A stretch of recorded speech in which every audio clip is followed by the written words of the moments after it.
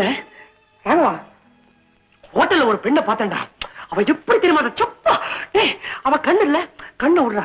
மூக்கு எடுத்துக்க, மூக்கு எடுக்காத, முகத்தை எடுத்துக்கடா. சுத்தி வளப்பான எந்த அழகான பெண்ணு அவ கிட்ட நிக்க முடியாதுடா. கிட்ட என்னடா, தூரவே நிக்க முடியாதுடா.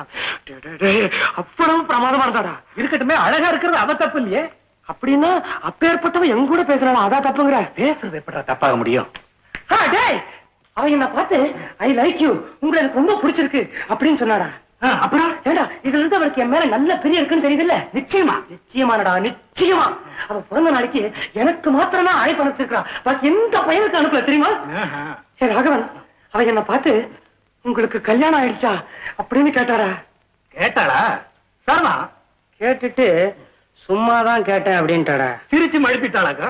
ஏய், காலேஜ்னு ஒண்ணு இல்லன்னா பொழுது போற தெரியாம எவ்வளவு மணி நேரம் வேணா உங்க கூட பேசிட்டு இருப்பேன் அப்படின்னு சொன்னாடா. சுந்தரம், சந்தேகமே இல்லை.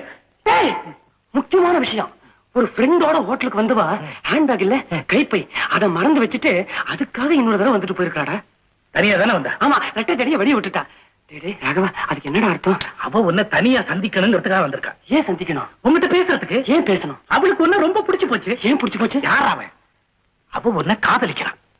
இன்னொரு தடவை சொல்லு. அவ உன்னை காதலிக்கிறாடா. எழுதி கொடுறா. எனக்கு அப்படித்தாண்டா தோணுது. நிச்சயமா? நிச்சயமா.